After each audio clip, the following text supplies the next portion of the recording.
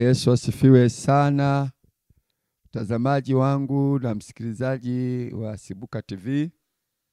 Na habari ya jioni ya leo, naamini kwamba Mungu ameendelea kuwatunza, ameendelea kuwapa afya na uzima, na niko tayari kwa ajili ya kushirikiana na wewe neno la Mungu katika siku ya leo. Naomba sasa tuombe. Bwana wetu Yesu Kristo, Mwokozi wa ulimwengu, mfalme mkuu, mfalme wa ajabu wa pekee, nakushukuru kwa ajili ya siku nyingine mpya ambayo Mungu umetupa tena tuweze kushiriki na watumishi wako hawa maneno yako ya uzima. Sema nasi Mungu, sema na mioyo yetu, sema na maisha yetu. Mungu mkuu, kila anayesikiliza neno lako la uzima katika wakati huu tena, Mungu utasema na moyo wake. Nami ni tayari Mungu, unitumie vile utakavyo, ili Mungu ukapate kulifikisha neno lako kwa watu wako wenye kiu, wenye njaa, wenye haja ya kupokea kutoka kwako. Katika jina takatifu lenye nguvu, Yesu Kristo Mwokozi wetu. Amen. Ndugu yangu, msikilizaji wangu na mtazamaji wa Sibuka TV, ni mimi ndugu yako Mchungaji Livingstone Dennis kutoka Dodoma. Na leo tunataka sana tujifunze juu ya umuhimu wa kujazwa na Roho Mtakatifu. Umuhimu wa kujazwa na Roho Mtakatifu. Wengine inaweza ikuwa neno geni kidogo katika masikio ya baadhi ya watu mnaonisikiliza, lakini wengine wamekuwa wakilisikia hili jambo kwa siku nyingi labda, na wengine wamepokea kitu hiki kinaitwa Roho Mtakatifu. Na hivyo nikaona ni muhimu tukumbushane, tuhimizane, tutiane moyo kwamba kuna umuhimu mkubwa sana wa kujaza Roho Mtakatifu. Na katika kitabu cha Matendo ya Mitume, ile sura ya kwanza, tutaanzia mstari hiyo, sura ya kwanza mstari ule wa 8, Yesu akiwa anakaribia kabisa kuondoka kuelekea mbinguni baada ya kufufuka kwake, alisema maneno haya katika mstari wa 8 na wa 9. Biblia inasema, lakini mtapokea nguvu akisha kuajilia juu yenu Roho Mtakatifu, nanyi mtakuwa mashahidi wangu katika Yerusalemu na katika Uyahudi wote na Samaria na hata mwisho wa nchi. Akisha kusema haya, walipokuwa wakitazama, akainuliwa, wingu likampokea kutoka machoni pao. Walipokuwa wakitazama macho mbinguni, yeye alipokuwa akienda zake, tazama watu wawili wakasimama karibu nao, wenye nguo nyeupe. Akasema, enyi watu wa Galilaya, mbona mnasimama mkitazama mbinguni? Yesu aliyechukuliwa kutoka kwenu kwenda juu mbinguni atakuja jinsi hiyo hiyo mlivyomwona akienda zake mbinguni. Naona haya ni maneno ya mwisho kabisa ya Yesu. Yesu aliyekaa na wanafunzi wake kwa miaka 3 na miezi 6.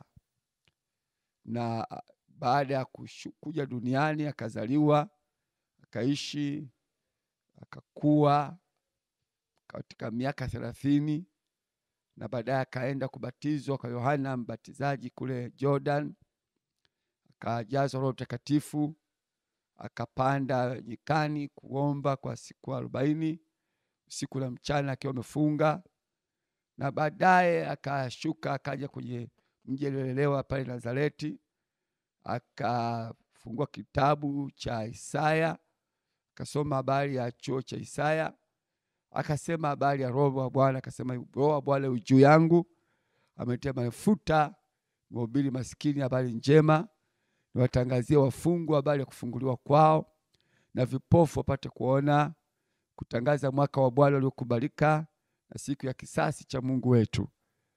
Na kutokea hapo Yesu akawakusanya wanafunzi, akawaita wanafunzi, akapanda mlimani akaomba, halafu akawapata wanafunzi 12 ambao alikuwa akitembea nao akiwahubiri na kuwafundisha mambo mengi yahusuyo ufalme wa Mungu. Na hao wanafunzi wakakaa na Yesu kwa miaka hiyo 3 na miezi 6 wakijifunza kwa Yesu na kuyaona mambo makuu sana ya Mungu yakitendeka kwa mikono ya Bwana Yesu mwenyewe. Na baada ya hapo Yesu akaongea nao ya kwamba atachukuliwa na atakataliwa na wazee katika ile nchi ya Israeli na hasa katika mji ule wa Yerusalemu. Watamkataa, lakini baadaye watamsulubisha, halafu watamuua, lakini atakufa, lakini baada ya siku 3 atafufuka. Na hayo yote aliyosema yakawa yametimia. Na mwisho akafufuka, akawatokea wanafunzi wake kwa siku 40. Kwa siku 40 akiwa anawatokea, wakati mwingine akiwa anawatokea 2 watatu, wakati mwingine wakawatokea watu 500. Kwenye kitabu cha Wakorinto wa kwanza pale sura ya 15 inazungumza kwamba kuna wakati aliwatokea watu 500 kwa wakati mmoja. Lakini pia aliwatokea kila Kefa, aliwatokea wanafunzi wale 11. Hivyo kwa siku zile 40 Yesu alikuwa akiwatokea wanafunzi na akisema nao wajue kwamba hakika Yesu yu hai, alikufa akazikwa na sasa yu hai. Na baada ya kuwatokea kwa siku zile 40 ndipo sasa akawachukua akaenda nao kwenye mlima wa Mzeituni, na sasa alikuwa anakwenda kuwaaga rasmi ili aweze kupaa kuelekea mbinguni. Kwa hiyo sasa alipokuwa amekwenda kwenye ule mlima Mzeituni Yesu Kristo, haya ndio maneno ambayo Yesu alizungumza na wanafunzi wake, maneno ya mwisho kabisa, maneno ya mwisho kabisa kwenye kinywa cha Yesu ambayo Yesu Kristo aliyasema.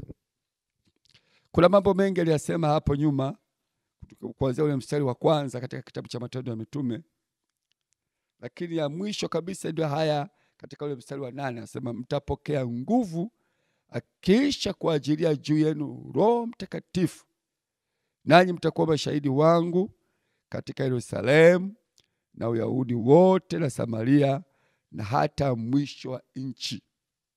Haya ndio yalikuwa maneno ya Yesu ya mwisho, alowapa maelekezo wanafunzi. Na baada ya maelekezo hayo, maandiko yanasema kwamba wanafunzi walitoka pale wakati wakaagana na Yesu. Yesu akapaa akaenda mbinguni. Naona akapaa akaenda zake mbinguni. Na wanafunzi wakarudi sasa Yerusalemu, na wakaenda kwenye nyumba moja ya ghorofa moja, wakakaa hapo kusubiri kwamba sasa wapokee hizo nguvu ambazo Roho Mtakatifu Yesu Kristo alikuwa amewaahidi. Na kwa hiyo huu mstari unaonyesha namna ambavyo Yesu anawaambia wanafunzi wake ya kwamba wanatakiwa kupokea Roho Mtakatifu. Katika kitabu cha Luka sura ya 24, kitabu cha Luka sura ya 24 mstari wa 46 mpaka 53 ni msisitizo ule ule wa Yesu Kristo, msisitizo ule ule wa Yesu Kristo. Anawaambia wanafunzi wake katika sura ya 24 mstari wa 46, anasema akawaambia, ndivyo ilivyoandikwa kwamba Kristo atateswa na kufufuka siku ya 3, na kwamba mataifa yote watahubiriwa kwa jina lake habari ya toba na ondoleo la dhambi, kuanzia tangu Yerusalemu. nanyi ndinyi mashahidi wa mambo haya. Na tazama, nawaletea juu yenu ahadi ya Baba yangu, lakini kaeni humu mjini hata mvikwe uwezo tokao juu. Kwa hiyo Yesu hali maneno yale yale, na katika ule mlima wa Mzeituni, wakiwa Yesu Kristo anataka kupaa kwenda mbinguni. Kwa hiyo mwandishi wa kitabu cha Luka anatoa maelezo kwenye kitabu cha Matendo ya Mitume, lakini tafsiri nyingine tunaiona katika kitabu cha Luka hapa kwamba anawaambia kaeni humu mjini hata mvikwe uwezo utokao juu. Hao watu wanapewa maelekezo, wanapewa maagizo ya kwenda kuhubiri Injili kuanzia Yerusalemu, halafu Samaria, halafu Yahudi wote, halafu mpaka mwisho wa nchi, maana yake mpaka mwisho wa dunia. Lakini wanaambiwa kaeni mjini, msiondoke hapa mpaka mhakikishe mmevikwa uwezo au mmejazwa na Roho Mtakatifu au mmepokea nguvu za Roho Mtakatifu. Kwa hiyo haya ni maneno ya Yesu akikaza kwa hao wanafunzi wa Yesu kwamba wahakikishe kwamba wamejazwa na Roho Mtakatifu. Ndugu yangu, mtazamaji wangu na msikilizaji wangu wa Sibuka TV, bado msisitizo ni ule ule, haujapungua, haujaondolewa, kwamba ni muhimu kabisa uhakikishe kwamba katika maisha yako, kama umekwisha okoka, unatakiwa kujazwa Roho Mtakatifu. Na kama wewe hujaokoka, bado unatakiwa kuokoka, halafu upokee ujazo wa Roho Mtakatifu. Kuna umuhimu sana. Na Yesu Kristo anasisitiza hapa, kaeni humu mjini hata mvikwa uwezo tokao juu. Maana yake usitoke ukafanya kitu kingine chochote kinachohusiana na ufalme wa Mungu, kinachohusiana na kazi ya Mungu, bila kupokea ujazo wa Roho Mtakatifu. Ni muhimu kabisa uhakikishe kwamba umejazwa na Roho Mtakatifu katika maisha yako. Kwa hiyo Yesu amekaza kwa wanafunzi hawa. Na wanafunzi hawa walikwenda wakakaa hapo Yerusalemu, hapo kwenye gorofa moja. Namshukuru Mungu ambaye alinipa nafasi pia, ndugu yangu, kwamba na mimi nilifika pale mahali ambako Roho Mtakatifu alishuka kwa mara ya kwanza, na wanafunzi walikuwa wakimsubiri pale wakingoja, na wakingoja wapokee hiyo nguvu za Roho Mtakatifu kabla hawajaanza huduma. Lakini ninapozungumzia umuhimu wa kujaza Roho Mtakatifu, nataka tuangalie pia maandiko mengine hapa. Katika kitabu cha Yohana sura ya 16 mstari wa 7. Kitabu cha Yohana sura ya 16 mstari wa 7. Kitabu cha Yohana Mtakatifu sura ya 16 mstari wa 7, Biblia inasema, lakini mimi nawaambia iliyo kweli, yawafaa mimi niondoke. Narudia tena. Yesu anazungumza haya maneno, anawaambia wanafunzi. Anasema hivi, lakini mimi nawaambia iliyo kweli, yawafaa ninyi mimi niondoke. Kwa maana mimi nisipoondoka, huyo msaidizi hata kuja kwenu, bali mimi nikienda zangu nitampeleka kwenu. Unaona haya maneno ya msisitizo mkubwa ya Yesu kwa wanafunzi.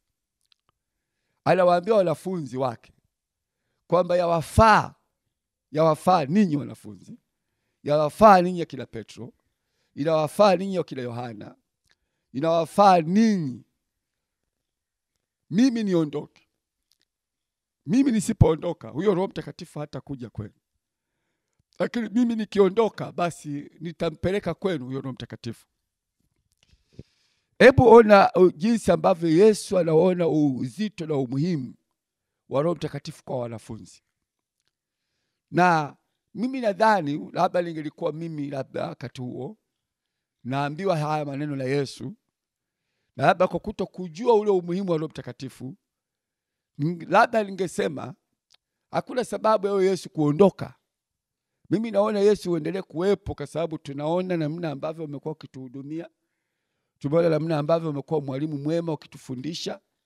Tumeona ambavyo umekuwa ukitulisha mikate Tumeona namna ambavyo umekuwa ukituokoa na majanga kwenye bahari. Wakati mwingine meli zikitaka kupinduka, zile mashua zitaka kupinduka, lakini umekuwa ukituokoa. Tumeona namna ambavyo umeponya wagonjwa wetu, kama vile mkwe Petro Simon alipokuwa mgonjwa, Yesu akamponya. Tumeona jinsi ambavyo umekuwa ukifufua wafu, jinsi ambavyo umekuwa ukitutia moyo katika maisha yetu. Sisi hatuoni sababu ya wewe kuondoka ili kwamba wewe Roho aje. Lakini Yesu anasisitiza, anasema inawafaa sana, pamoja na hayo yote ambayo mmeyaona nikiyafanya, nikiyatenda kwenu, lakini ili kwamba ninyi mpate kuimarika, mpate kuwa na nguvu, mpate kusimama kuwa na uimara, mpate kuwa na uwezo wa kutembea vizuri, lazima mimi niondoke. Nikiondoka nitamtuma huyo Roho Mtakatifu. Na Roho Mtakatifu atakapokuja kwenu, itakuwa kwenu ni neema kubwa sana. Maana mtaimarika, maana mtatiwa nguvu, maana mtawezeshwa kuyafanya msiyoweza kuyafanya katika hali ya kawaida. Kwa hiyo nataka nikuonyeshe kwamba Yesu anaonyesha umuhimu wa kujazwa na Roho Mtakatifu katika maisha yetu. Kuna umuhimu mkubwa, ndugu yangu, msikilizaji wangu na mtazamaji wangu wa Sibuka TV. Kuna umuhimu mkubwa mno wa kujazwa Roho Mtakatifu katika maisha yako. Na kuna umuhimu mkubwa wa kuhakikisha kwamba umejazwa Roho Mtakatifu katika maisha yako. Kama wewe ni mshirika, kama wewe ni mchungaji, kama wewe ni mzee wa kanisa, kama wewe ni shemasi, hata kama wewe ni mtu ambaye ulikuwa hujaokoka, nazungumza na wewe siku ya leo kwamba katika hali ya kutokuokoka kwako utakuwa umekosa kitu cha thamani, lakini unatakiwa umpokee Yesu awe Bwana Mwokozi wa maisha yako. Halafu upate hatua nyingine ya kupokea ujazo wa Roho Mtakatifu. Utakuwa na nguvu kubwa sana ambayo nitakueleza huko mbele matokeo ya kujaza Roho Mtakatifu. Kwa hiyo sasa, watumishi wa Mungu, tunapojifunza hili somo la Roho Mtakatifu, nataka tuangalie pia ahadi ya Roho Mtakatifu katika siku za nyuma kabla ya ujazo wa Roho Mtakatifu. Katika kitabu cha Yoeli sura ya 2 mstari wa 28. Kitabu cha Yoeli sura ya 2 mstari wa 28. Kitabu cha Yoeli sura ya 2 mstari wa 28. Mstari wa 28, Biblia inasema, hata itakuwa baada ya haya ya kwamba nitamimina Roho yangu juu ya wote wenye mwili, na wana wenu na waume na wake watatabiri, wazee wenu wataota ndoto, na vijana wenu wataona maono. Tena juu ya watumishi wenu waume na wanawake katika siku hizo, katika siku zile, nitamimina Roho yangu. Naona haya ni maneno ya unabii ambayo yalikuwa yakizungumzwa na mtumishi wa Mungu Yoeli miaka mingi kabla Yesu Kristo kuwepo duniani. Miaka ya Agano la Kale, ambako kipindi hicho watu waliokuwa wanajazwa Roho Mtakatifu walikuwa watu wachache. Na hasa katika Biblia inaonyesha kwamba waliokuwa wanajazwa Roho Mtakatifu walikuwa manabii, na walikuwa wanajazwa Roho Mtakatifu walikuwa wafalme waliokuwa kama vile Daudi. Maandiko yanasema kwamba Samuel alikwenda kwa Daudi, akampaka mafuta ya pembe, halafu akajazwa Roho Mtakatifu. Daudi alikuwa anaandaliwa kwa mfalme. Hata Sauli alijazwa Roho Mtakatifu. Hawa walikuwa ni wafalme, walijazwa Roho Mtakatifu. Lakini manabii, ukisoma habari ya Elia, maandiko yanazungumza kwamba Elia aliambiwa, nenda kwa ukamkute mtu anaitwa Elisha, ukampake mafuta akawe nabii badala yako. Kwa hiyo Elisha akajazwa Roho Mtakatifu, akapakwa mafuta, akapokea Roho Mtakatifu. Elisha nabii. Kwa hiyo manabii, wafalme, naona walikuwa wanajazwa Roho Mtakatifu, pamoja na makuhani. makuhani ambao walikuwa wanasimama katika nyumba ya Mungu ndio walikuwa wanajazwa Roho Mtakatifu, lakini pia watu maalum kwa kazi maalum kama vile akina Bezaleli ambao walipewa kazi ya kuwa na ujuzi wa kutengeneza vitu vya thamani kwa ajili ya nyumba ya Mungu. Roho Mtakatifu alikuja juu yao. Kwa hiyo kama watu wa makundi hayo manne tu ya watu ndio ambao walikuwa wanajazwa Roho Mtakatifu: manabii, wafalme, makuhani na watu maalum kwa ajili ya shughuli maalum. Lakini watu wengine wote walikuwa hawapokei ujazo wa Roho Mtakatifu. Walikuwa watu wa kawaida hawapokei Roho Mtakatifu. Sasa ukatokea unabii katika Agano la Kale kwamba siku za mwisho, siku zijazo, Roho Mtakatifu atamiminwa juu ya watu wote wenye mwili. Wote wenye mwili watajazwa na nguvu za Roho Mtakatifu. Na baada ya unabii huo ambao ulitolewa na Yoeli pia na watu wa Mungu katika nyakati za nyuma, kina Isaya, unabii huo alipotokea Yohana Mbatizaji, wakati anahubiri Yohana Mbatizaji na anawabatiza watu katika kitabu kile cha Luka na katika kitabu cha Mathayo, Yohana anatabiri naye anazungumza, anasema, mimi nawabatiza ninyi kwa maji, lakini yeye aliyekuja nyuma yangu atawabatiza kwa Roho Mtakatifu na kwa moto. Unaona?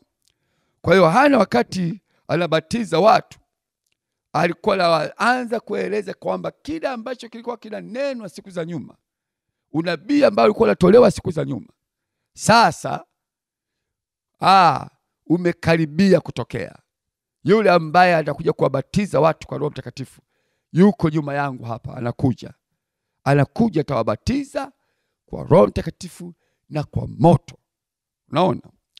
Kwa hiyo Yesu Kristo alipokuwa anatokea sasa, wakati alipokwenda kubatizwa na Yohana Mbatizaji, Yohana Mbatizaji alipomuona Yesu akasema, huyu ndiye aliyenena habari zake. Naona ya kwamba yuaja mtu nyuma yangu, lakini amekuwa mbele yangu, yatawabatiza kwa Roho Mtakatifu. Huyu ndiye aliyenena habari zake. Kwa hiyo Yohana akawa anazungumza habari za Yesu Kristo. Tunaposoma sasa habari za Yesu katika kitabu cha Matendo ya Mitume sura ya 1 mstari wa 8, anawaambia ya kwamba mtabatizwa kwa Roho Mtakatifu baada ya siku hizi chache.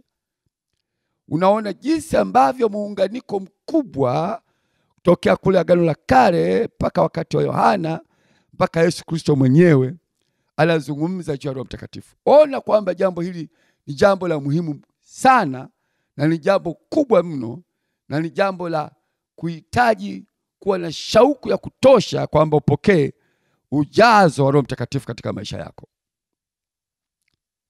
Kwa hiyo tumesoma habari za Yoeli, namna ambavyo alipokea ujazo wa Roho Mtakatifu, alivyozungumza habari ya ujazo wa Roho Mtakatifu. Lakini sasa tunaangalia utimilizo wa ujazo wa Roho Mtakatifu katika kitabu cha Matendo ya Mitume sura ya 2. Katika kitabu cha Matendo ya Mitume sura ya 2 tunaona sura ya 2 mstari wa 1 mpaka mstari wa 4. Biblia inasema hata ilipotimia siku ya Pentekoste walikuwa wote mahali pamoja, ukaja ghafla toka mbinguni uvumi kama uvumi wa upepo wa nguvu ukienda kasi, ukaijaza nyumba yote iliyokuwa wameketi. Ukawatokea ndimi zilizogawanyikana kama ndimi za moto uliowakalia kila mmoja wao. Wote wakajazwa Roho Mtakatifu, wakaanza kusema kwa lugha nyingine kama Roho alivyowajalia kutamka. Naona hii inaitwa siku ya Pentekoste. Na ndugu zangu wasikilizaji na watazamaji wa Sibuka TV, tunapozungumza habari ya siku ya Pentekoste, siku ya Pentekoste ilikuwepo tangu kule nyuma. Siku ya Pentekoste, maana yake Pentekoste inaitwa, maana yake ni 50. 50 maana yake ni siku 50 baada ya Pasaka. Kwa hiyo Pasaka, tunapoisoma habari ya Pasaka, Pasaka ilianza kule nyuma, wakati wana wa Israeli walipokuwa walitoka Misri kuja Kanaani. Ile pigo la 10 ambalo lilifanyika lilikuwa pigo la kuuawa kwa wazaliwa wa kwanza wote. Lakini katika siku hiyo Mungu alimwambia Musa kwamba wachinje kondoo, na yule kondoo alikuwa anaitwa kondoo wa Pasaka. Naona yule kondoo alipomchinja na ile damu alipoiweka kwenye miimo ya milango, na kwamba sasa yule mwenye kuangamiza wazaliwa wa kwanza katika Misri atakapoiona ile damu, basi atapita juu ya zile nyumba bila kuangamiza ndani ya zile nyumba. Kwa hiyo wazaliwa wa kwanza wote wa wana wa Israeli walisalimika, wakati wazaliwa wa kwanza wa Misri waliuawa, kwa sababu yule mwenye kuangamiza alipita akaangamiza kote kote kote. Lakini tu alipopita kuona nyumba yoyote ambayo ilikuwa ina damu kwenye miimo ya milango, basi yule mwenye kuangamiza alipita juu. Kwa hiyo alipopita juu ikaitwa Passover. Maana yake ni kupita juu, kupita juu, na kupita juu maana yake Passover. Kwa hiyo ndio maana tukaita Pasaka. Pasaka maana yake ni Passover, kupita juu. Kwa hiyo wale watu wakapona pale ndani, wakawa salama, na kwa sababu ya kuwa salama ikaitwa Pasaka. Sasa kutokea siku ile ya Pasaka unahesabu siku 50, siku 50 baada ya Pasaka. Sasa baada ya Pasaka siku 50 inaitwa Pentekoste, na ile Pentekoste ilikuwa ni sikukuu ya mavuno. Unaona, sikukuu ya mavuno kwa wana wa Israeli. Kutokea siku ya Pasaka mpaka siku ya 50 ilikuwa inaitwa sikukuu ya mavuno, kwa hiyo wakaita siku ya Pentekoste. Unaona, sasa Pentekoste, siku ile ya 50 ya mavuno, ndio siku ambayo Roho Mtakatifu anashuka. Na Yesu, kumbuka ya kwamba alisulubishwa siku ya Pasaka, akazikwa, akafufuka, akakaa siku 40 akiwa anawatokea wanafunzi wake. Na baada ya siku 40 Yesu akapaa kwenda mbinguni. Halafu wanafunzi wakarudi wakakaa pale kwenye ile nyumba pale Yerusalemu katikati ya mji, wakakaa siku 10 baadaye. Kwa hiyo ukichukua siku 40 na siku 10 baadaye unakupata ni siku 50. Kwa hiyo siku ile ya 50 sasa, ambayo inaitwa siku ya Pentekoste, ndipo ambapo Roho Mtakatifu alishuka kwa mara ya kwanza kwa idadi kubwa ya watu. Watu wakajazwa Roho Mtakatifu siku ile. Na siku ile ndio ilikuwa siku ya kutimizwa kwa ahadi ya Kristo Yesu na ahadi ya Mungu ya kwamba watajazwa Roho Mtakatifu watu wote wenye mwili. Na siku ile sasa kwa mara ya kwanza hao wanafunzi wakajazwa na Roho Mtakatifu. Ndugu yangu, msikilizaji wangu na mtazamaji wa Sibuka TV, nataka niseme na wewe mtumishi wa Mungu ya kwamba Roho Mtakatifu walipokea hao watu wa Mungu siku ile, na tangu pale Roho Mtakatifu anatenda kazi juu ya kanisa lake kuanzia wakati ule mpaka atakaporudi Yesu Kristo tena. Labda nikupe maelezo katika kitabu cha Matendo ya Mitume sura ya 2 mstari wa 37. Katika kitabu cha Matendo ya Mitume sura ya 2 mstari ule wa 37. Mstari wa 37, maandiko yanasema, walipoyasikia haya wakachoma mioyo yao, wakamwambia Petro na mitume wengine, tutendeje ndugu zetu? Petro akawaambia, tubuni mkabatizwe kila mmoja kwa jina lake Yesu Kristo, mpate ondoleo la dhambi zenu, nanyi mtapokea kipawa cha Roho Mtakatifu. Kwa kuwa ahadi hii ni kwa ajili yenu na kwa watoto wenu na kwa watu wote walio mbali na kwa wote watakaoitwa na Bwana Mungu wetu wamjie. Unaona? Kwa hiyo Petro sasa akiwa amejazwa Roho Mtakatifu pamoja na wale mitume wengine, watu walikusanyika kusikiliza na kuona mambo ya ajabu yanatendeka. Na wakati watu walijiuliza maswali, nini kinachoendelea? Wengine wakawa wanadhihaki, wanasema hao watu wamelewa.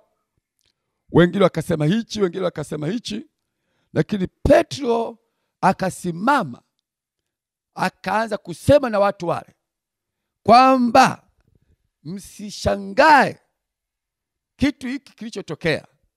Hiki kitu kilinenwa na nabii Yoeli na kimetimizwa sasa kwa ahadi ambayo Yesu Kristo alisema. Sasa anasema ahadi hii ni kwa ajili yenu ninyi mnayenisikiliza, lakini kwa watoto wenu mtakaowazaa baadaye, lakini kwa watu wote watakaoitwa na Bwana Mungu wetu wamjie, na kwa wote walio mbali, hata kama ni nje ya Yerusalemu, hata kama ni nje ya Israeli, hata kama ni nje ya bara la Ulaya, hata kama ni mbali zaidi sana, hata kama ni Afrika, kule Marekani, kule China, kokote kule, ahadi hii ni kwa ajili yao. Na ndio maana nataka nizungumze na wewe mtumishi wa Mungu. Hii ahadi ya kujazwa Roho Mtakatifu ni kwa ajili yako. Unapaswa upokee nguvu za Mungu ambazo zitakujenga, zitakuimarisha, kama vile Yesu alivyosema kwamba itawafaa sana ninyi mimi niondoke ili mpokee ujazo wa Roho Mtakatifu. Kuna umuhimu sana, ndugu yangu unayenisikiliza mahali hapa, upokee na ujazo nguvu za Roho Mtakatifu. Roho Mtakatifu ajaye juu ya maisha yako. Na sasa ninapozungumza, Roho Mtakatifu yupo na anatenda kazi. Ukiwa tayari, ukiwa na shauku, ukiwa na kiu, ukiwa na njaa ya kupokea Roho Mtakatifu, utajazwa siku ya leo. Utajazwa siku ya leo Roho Mtakatifu katika maisha yako. Nazungumza na wewe mtumishi wa Mungu ambaye unanisikiliza na upo hapa ukinisikiliza. Roho Mtakatifu ni kwa ajili yako. Mtu mmoja amenipigia simu na kutokea kule Australia. Ameniambia na hamu sana ya kupokea Roho Mtakatifu. Na hata kama upo na wewe unanisikiliza sasa kutokea Australia, nasema Roho Mtakatifu ni kwa ajili yako. Hii nafasi yako kupokea nguvu za Roho Mtakatifu. Maana Mungu ameachilia sasa, na hizi ni siku zetu za kupokea na kujaza Roho Mtakatifu. Hakuna siku zenye neema kubwa duniani kama kipindi hichi tulicho nacho. Kwa sababu kipindi hichi Roho Mtakatifu ameachiliwa kutoka mbinguni. Amemwagwa kwa ajili yetu. Kipawa hichi ni kwa ajili ya maisha yako. Kwa hiyo tayari katika kupokea ujazo Roho Mtakatifu katika maisha yako.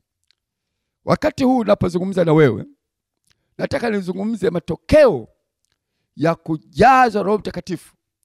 Nikupe tu baadhi ya matokeo ya kujazwa na Roho Mtakatifu katika maisha yako.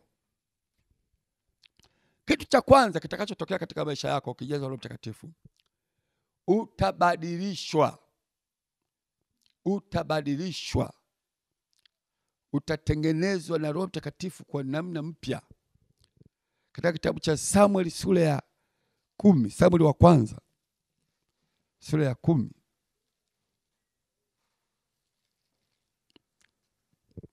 Samueli wa kwanza sura ya 10 mstari wa 6. Biblia inasema, na Roho wa Bwana itakujilia kwa nguvu, nawe utatabiri pamoja nao, nawe utageuzwa kuwa mtu mwingine. Roho wa Bwana atakujilia kwa nguvu, halafu atakubadilisha, atakugeuza, atakufanya kuwa mtu mwingine.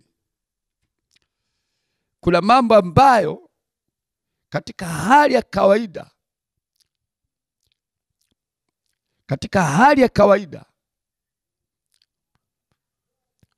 huwezi.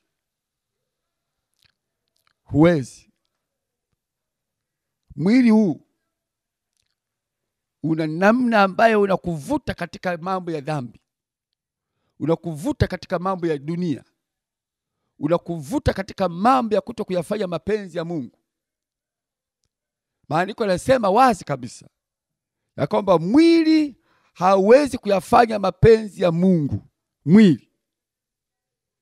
Na ndio maana wakati mwingi unaweza ukashangaa, hata kama wewe ni Mkristo, unatamani kufanya mapenzi ya Mungu, lakini unashangaa mwili unakataa.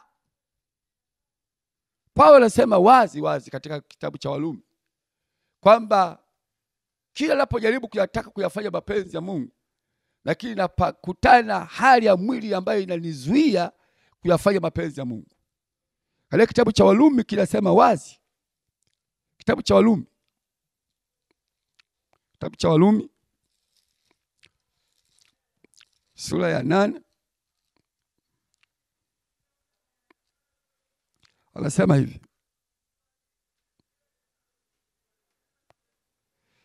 sasa basi hakuna hukumu ya adhabu juu yao walio katika Kristo Yesu, kwa sababu sheria ya roho ya uzima ulio katika Kristo Yesu imeniacha huru mbali na sheria ya dhambi na mauti.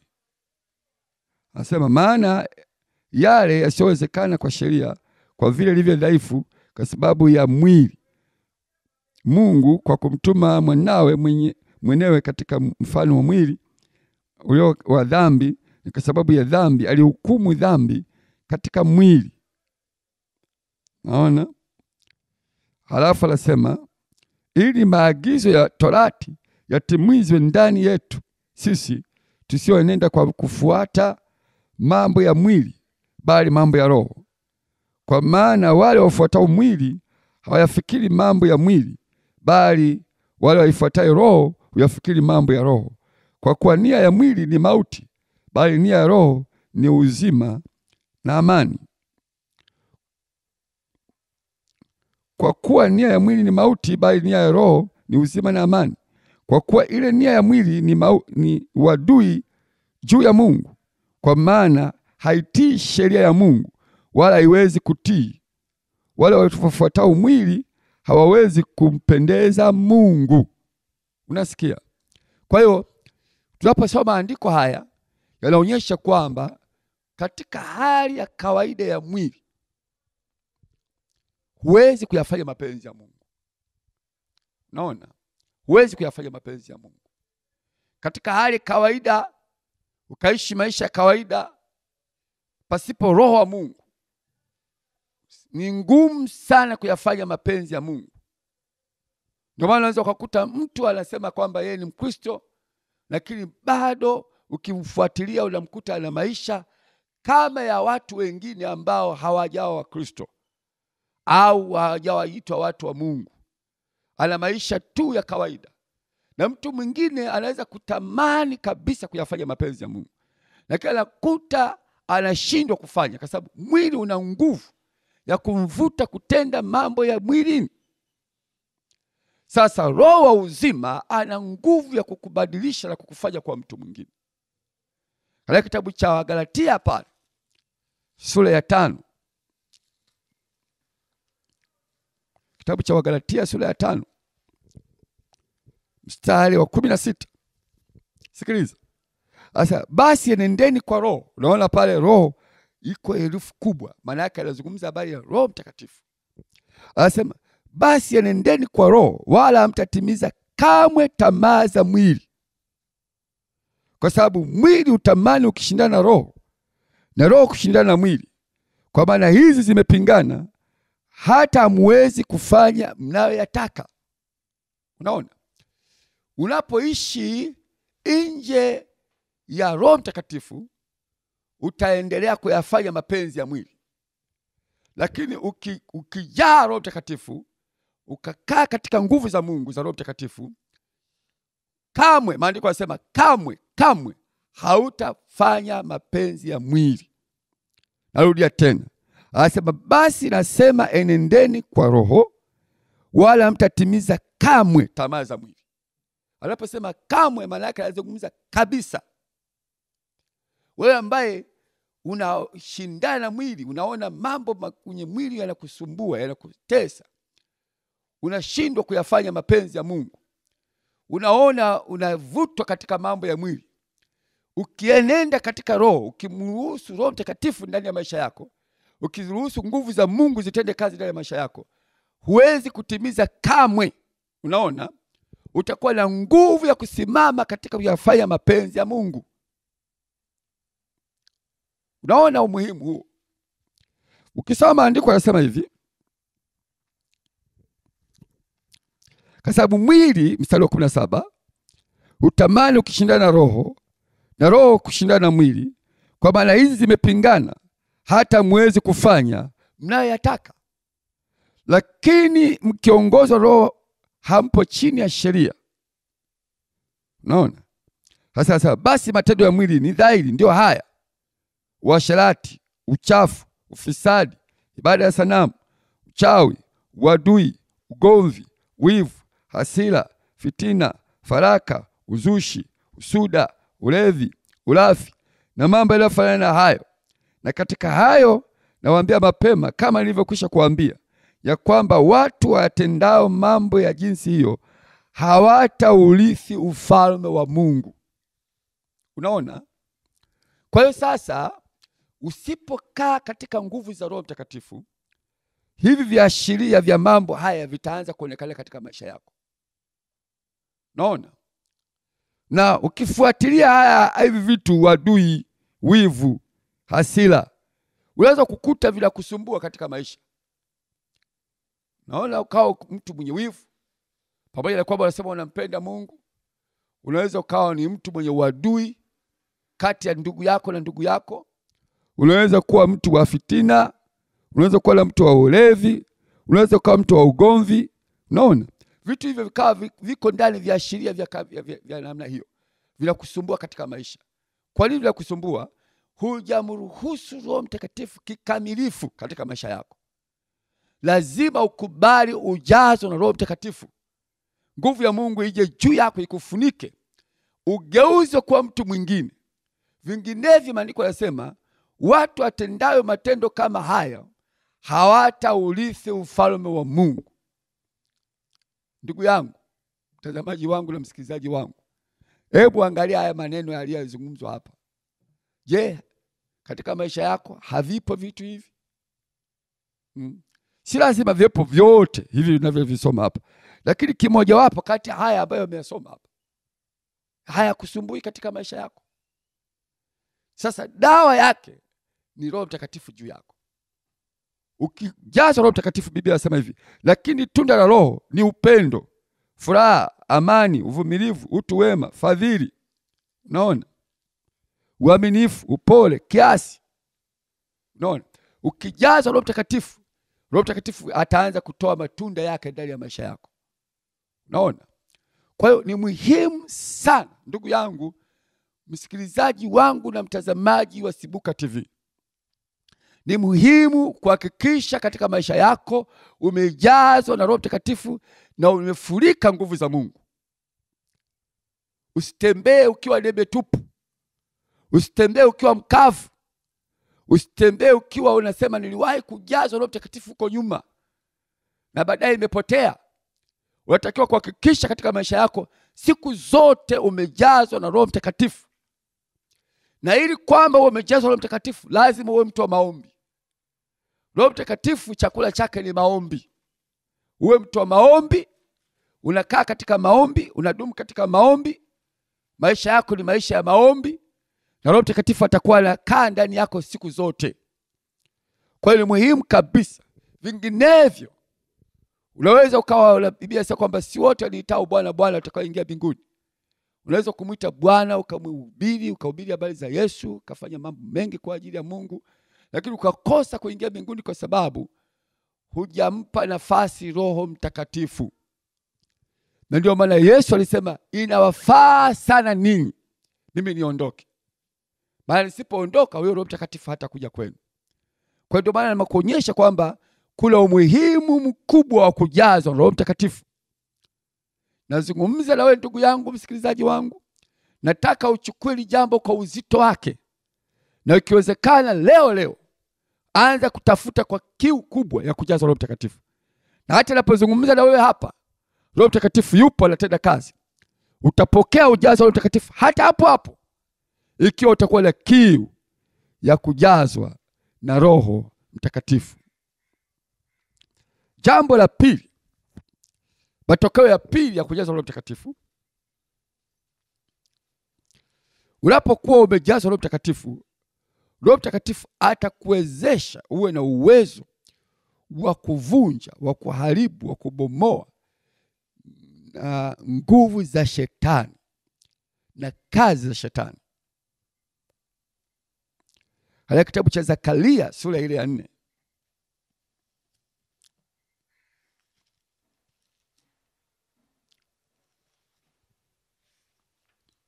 Kitabu cha Zakaria sura ya 4.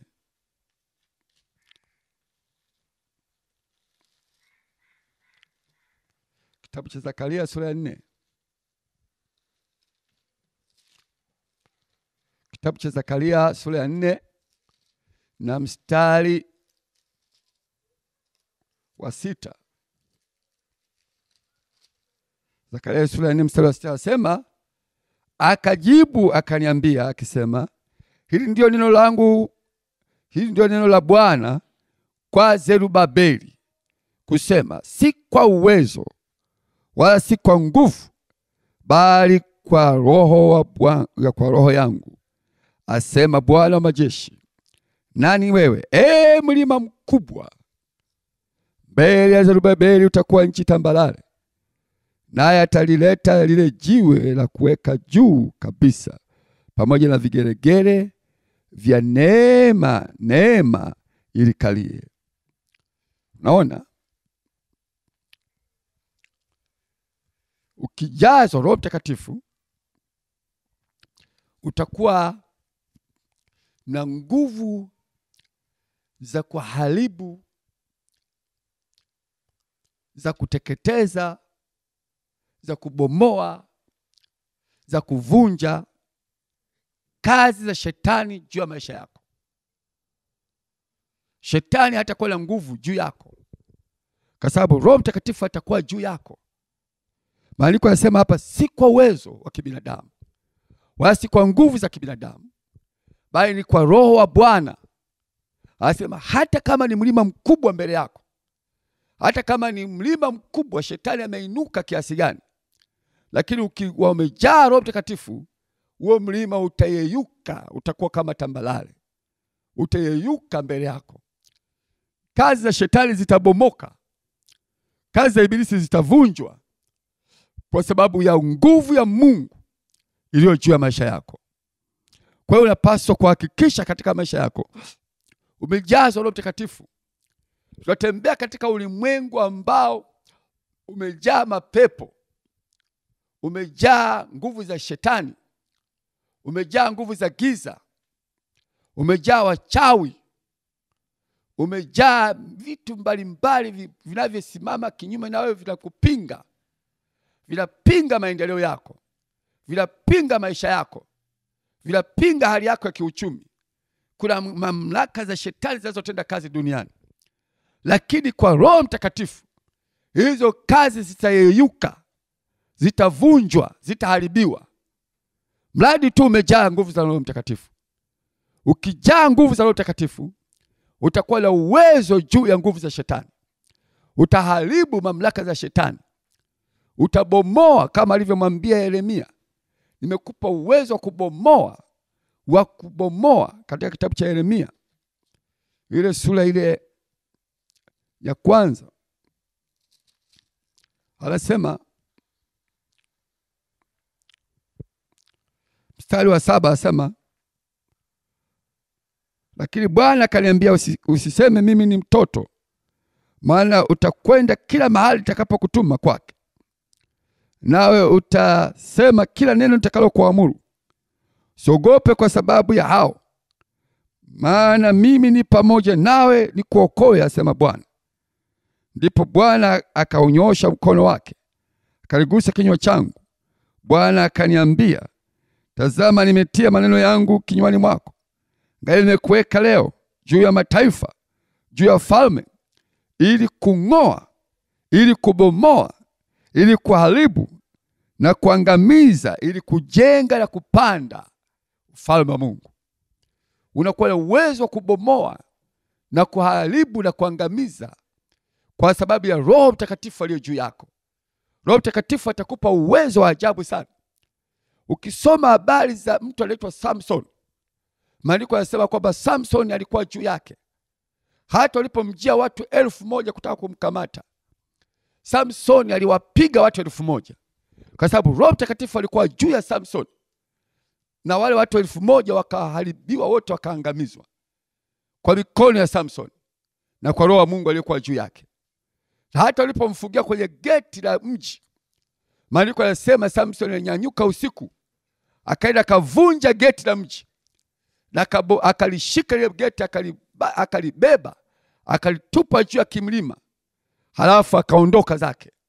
Hakutakuwa na yoyote atakayeweza kusimama mbele yako.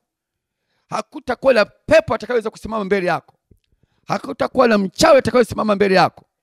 Hakutakuwa na chochote kizuizi kitakachosimama mbele yako. Kila beria itakayowekwa mbele yako itavunjwa na Roho Mtakatifu atakayekuwa juu yako. Kwa hiyo ona umuhimu wa kujaza Roho Mtakatifu, ndugu yangu. Roho Mtakatifu atakuwezesha kuwa na nguvu juu ya falme za shetani. Kwa hili ni jambo la muhimu katika maisha yako. Lakini kitu kingine ambacho Roho Mtakatifu atakuwezesha, nguvu za Roho Mtakatifu zitakuwezesha katika kutenda mambo ya Mungu, uponyaji, ishara, maajabu na miujiza. Katika kitabu cha Luka sura ile ya 4, kitabu cha Luka sura ya 4 na mstari wa 18.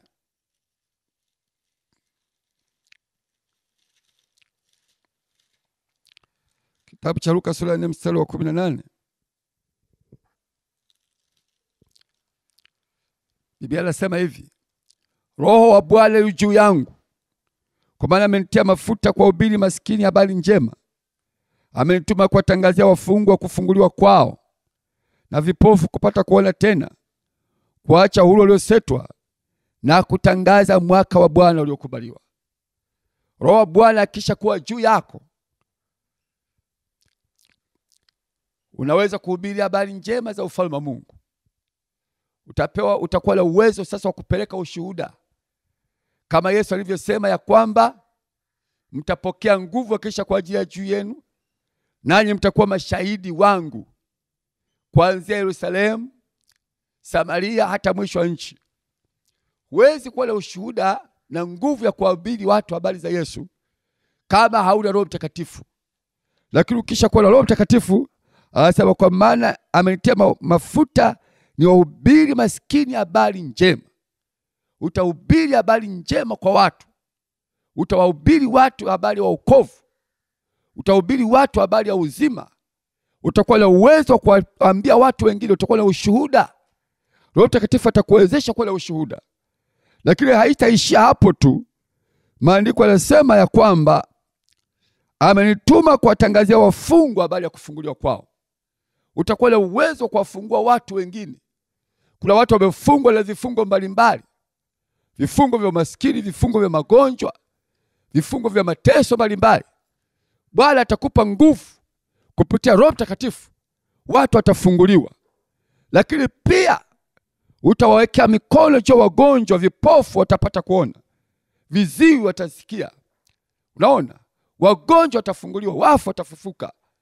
Kwa watu ambao wamejazwa na Roho Mtakatifu.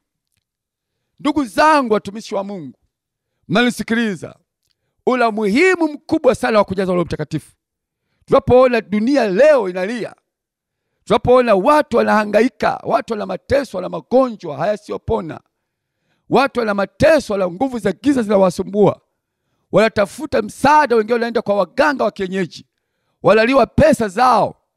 Lakini kwa sababu tu watu wamekosekana waliokuwa na nguvu za Roho Mtakatifu, tunahitaji tuwapate watu wenye nguvu kama akina Petro, ambao walipotembea vivuli viliponya wagonjwa. Walipotembea watu walifunguliwa. Tunahitaji kuwapata watu kama akina Filipo, ambao walikwenda kuhubiri habari njema kule Samaria, na watu wenye mapepo walifunguliwa, hata wachawi waliacha uchawi. Ukiwajaa Roho Mtakatifu, haya mambo yatakwenda kutokea katika maisha. Tutaona watu wengi wakifunguliwa katika maisha yao. Lakini lazima tukubali Roho Mtakatifu apate nafasi katika maisha yetu. ili neema ya Mungu ipate kuwafikia watu wengi. Ndugu yangu, msikilizaji wangu na mtazamaji wa Sibuka TV, nimesema na wewe sana siku ya leo, lakini natamani kama uko tayari hapo ulipo nikuombe. Maana Biblia inasema mwenye kiu aje kwangu anywe, aniaminie mimi, kama vile maandiko yanavyo, mito ya maji ya uzima itakuwa ikibubujika ndani yake. Anasema na maneno haya aliyasema kwa habari ya Roho Mtakatifu, ambao wale waaminio watampokea. Na kiwa utakuwa na kiu sasa ya kupokea Roho Mtakatifu, hata hapa ulipo unaweza ukapokea ujazo wa Roho Mtakatifu. Wakati huu ni usiku, na najua uko nyumbani kwako, na labda umelala, au labda ndio unataka kwenda kulala sasa, na mwingine labda yuko sebuleni unasikiliza, na mwingine labda uko kwenye gari. Lakini Roho Mtakatifu anaweza kuja hapo hapo ulipo, na utasikia ukijazwa Roho Mtakatifu na kuanza kunena kwa lugha mpya. Kwa wakati unataka nikuombee sasa. Nataka nikuombee kama uko tayari. Kwa dakika hizi chache nizo nazo 5. Na uko tayari sasa, kama uko tayari, inua mikono yako miwili juu. Halafu sema maneno haya nyuma yangu. Sema, Bwana Yesu, ninaamini juu ya haya maneno ambayo nimeyasikia, na nina shauku ya kujaza Roho Mtakatifu. Naomba Yesu unisamehe dhambi zangu na maovu yangu yote niliyotenda, kwa maneno, kwa mawazo, kwa matendo. Unisamehe kabisa na unifanye upya kuanzia leo. Ninamkataa shetani na kazi zake zote. Ninakupokea Yesu uwe Bwana na Mwokozi wa maisha yangu. Na ninaomba sasa unijaze Roho Mtakatifu. Nina shauku ya kujaza Roho Mtakatifu. Nina kiu ya kujaza Roho Mtakatifu. Nina haja ya kujaza Roho Mtakatifu. Naomba Bwana unipe neema ya kupokea Roho Mtakatifu sasa. Ni tayari kupokea. Ni tayari kujazwa. Ni tayari sasa. Nafungua mlango wa moyo wangu. Roho Mtakatifu uje juu yangu sasa. Uje juu yangu. Uje juu yangu. Uje juu yangu. Uje juu yangu. Uje juu yangu. Ni tayari. Unijaze, unijaze, unijaze, unijaze. Mungu mtakatifu, nakushukuru. Ukiwa unaendelea kuomba sasa, mimi nakuombea. Sasa endelea kuomba. Endelea kutamka kusema asante Yesu, asante Yesu, asante Yesu, asante Yesu. Saa hiyo utashangaa Roho Mtakatifu anashuka juu yako, na utaanza kunena kwa lugha ukiwa hapo hapo. Mimi nakuombea, na wewe endelea kusema asante Yesu pale ulipo. Endelea kusema tu asante Yesu pale ulipo. Endelea kusema. Mimi nakuombea sasa. Baba Mtakatifu, naomba Roho Mtakatifu aliye mwema umwachilie sasa juu ya mtu huyu sasa, na apokee na ajaze Roho Mtakatifu katika jina la Yesu Kristo. Nguvu za Roho Mtakatifu zishuke juu yake. Zishuke juu yako. Zishuke juu yako. Zishuke juu yake. Na ujazwe, na ujazwe, na ujazwe, na ujazwe, na ujazwe, na ujazwe, na ujazwe, na ujazwe sasa katika jina la Yesu Kristo aliye hai. Nguvu ya Roho Mtakatifu ipite juu yako. Ipite katika juu yako. Ipite juu yako. Ipite juu yako. Na ujazwe Roho Mtakatifu sasa. Neema ya Kristo Yesu iwe pamoja na wewe. Asante Mungu kwa ajili ya mtu huyu sasa. Namweka katika mikono yako. Neema yako ya ajabu ikatende kazi juu ya maisha yake katika jina la Yesu Kristo aliye hai. Nguvu yako Bwana Mungu ipite katika maisha yake, na kuanzia leo akabubujike nguvu za Roho Mtakatifu. Akabubujike nguvu za Roho Mtakatifu. Akabubujike nguvu za Roho Mtakatifu katika jina takatifu lenye nguvu la Yesu Kristo aliye Bwana Mwokozi wetu aliye hai. Endelea tu kunena kwa lugha. Wewe ambaye umejazwa Roho Mtakatifu, endelea kunena kwa lugha, endelea kuomba, endelea kuomba, endelea kuomba. Na Mungu wa mbinguni akubariki mno. Asante sana msikilizaji wangu na watazamaji wangu. Hata kama umejazwa Roho Mtakatifu leo, uwe na shauku hiyo. Nenda kwenye makanisa ya watu wa Mungu waliojazwa Roho Mtakatifu, waliojazwa Roho Mtakatifu, makanisa ya Kipentekoste, makanisa ya Roho Mtakatifu, makanisa ambayo wanahubiri habari za Roho Mtakatifu. Halafu nenda ukaombewe pia.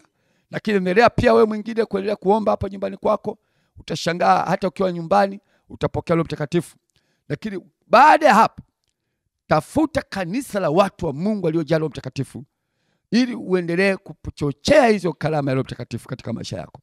Mungu wa mbinguni akubariki sana sana, nami nakuombea neema ya Mungu iwe pamoja nawe, na uwe na usiku mwema, na nguvu za Mungu ziwe juu ya maisha yako siku zote, katika jina la Baba na la Mwana na Roho Mtakatifu. Amina.